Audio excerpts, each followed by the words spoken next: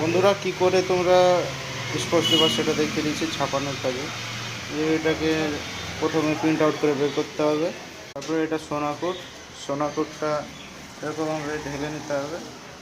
ঢেলে নেওয়ার পরে এই যে মাখিয়ে ফেললাম স্কিন, এটা হচ্ছে স্কিনে সোনাকোটটা মাখিয়ে ফেলেছি। নেক্সট প্রসেস হচ্ছে এই স্কিনটাকে আমাদেরকে শুকাতে হবে। এই যে ডায়ার মেশিন দেখতে পাচ্ছ, এই ডায়ার অন করলাম, অনের মাধ্যমে শুকাচ্ছি। স্ক্রিনটা শুকানোর পরে দেখাচ্ছি। দেখতে পাচ্ছ লাইট বক্স, এটা লাইট বক্সের উপরে এরকমভাবে বসিয়ে দিতে হবে। বসিয়ে দেওয়ার পরে স্ক্রিনটাকে এরকম করে তোমাদের যেদিকে সুবিধা হবে সেইভাবে তোমরা বসিয়ে দেবে। দেখতে পাচ্ছ বসে গেল। এরপরে একটা সাদা কাগজ দিয়ে উপরে চাপা দিয়ে দেখতে পাচ্ছ লেখাটা চলে আসলো এখানে।